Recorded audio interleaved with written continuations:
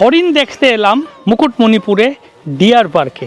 সামনে হরিণ, তো হরিণ দেখে মনে হয়ে গেল শ্রীমদ্ ভাগবতের একাদশ স্কন্ধে অবধূত ব্রাহ্মণের 24 গুরু, সেখানে 24 গুরুর মধ্যে একটি গুরু ছিলেন হরিণ।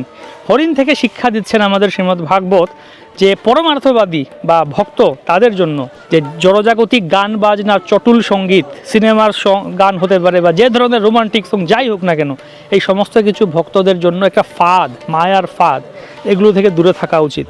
একটা শিকারী শিঙা বাজিয়ে খুব সুন্দর সঙ্গীত বা মিউজিক তৈরি করে হরিণকে আকৃষ্ট করে হরিণকে ফাঁদে ধরে ফেলে।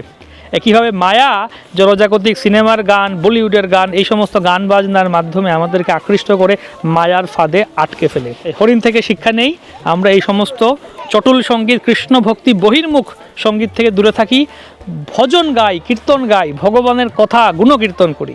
হরে কৃষ্ণ।